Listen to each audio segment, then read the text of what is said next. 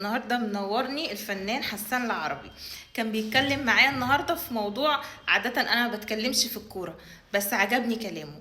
النهارده كان بيكلمني عن المنتخب وتطوير اداء المنتخب، فهو حابب يقول لكم رأيه في الموضوع ده. الاستاذه شيماء غزاله بتقول ان هي ما بتتكلمش في الكوره، وهي اغلب الفيديوهات بتاعتها في الكوره، وبتتكلم عن منتخب مصر الجميل ومنتخب مصر والكابتن حسام حسن. كابتن حسام حسن انا شايف ان هو اكتر مدرب عنده حماس وبيدي ثقه للعيبه. واحنا على فكره كان مستوانا وحش في الامم الافريقيه، والناس قالت ان مستوانا وحش، بس اعتقد ان احنا دلوقتي مستوانا اتحسن جدا. والحمد لله انتوا شايفين النتيجه بتاعت السعوديه، ان احنا بلدنا البلد الثانيه الحبيبه السعوديه لينا، ان احنا غلبناهم 4. ده شيء جميل جدا وشيء حلو جدا. وعندنا ماتش شهر 6 للبرازيل طبعا احنا ان شاء الله برضه هنكسب. انا شايف ان المنتخب استعد الثقه بتاعته، واصبح اللعيبه عندهم حماس جدا، وعندهم اصرار على ان هم يغلبوا.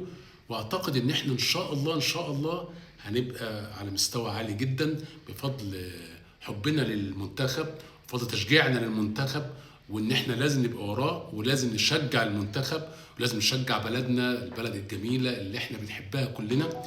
وكابتن حسام حسن فعلا كابتن جميل، واحنا فخورين بيه وبيسعدنا بشغله. وان شاء الله هنكسب البرازيل ونجيب بن من البرازيل عشان نشرب بن. يدونا بن مع كاس العالم. كاس العالم احنا هنكسب ان شاء الله. بقول لك ايه، بيقولوا ان الارجنتين كمان عايزه تلعبنا، ايه رايك في الموضوع ده؟ وماله لاعب الارجنتين هنغلبهم كام؟ يعني هنغلبهم ان شاء الله.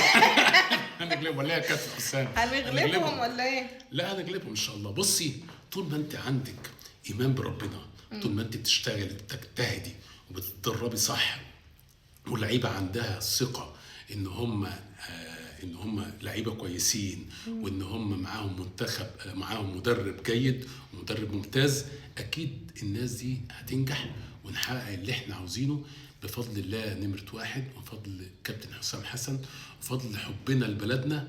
ولازم نحط قدامنا ربنا، ولازم نحط بعديه بلدنا، يعني نحط علم مصر. مش شايف ان الموضوع ده شبه مستحيل ان احنا نتأهل، يعني ناخد كاس العالم، ولا شايف ان احنا هنوصل لانهي مرحله؟ شوفي، احنا طالما دخلنا بطوله كاس العالم فده شيء جميل جدا، شيء حلو جدا. لا، ما هو ده مش هدفنا. احنا لو هدفنا ان احنا ندخل بس خلاص مش هنكمل المجموعه. ما فيش حاجه بعيد عن ربنا، مفيش حاجه بعيد عن ربنا، انت ما بتعرفيش بكره في ايه.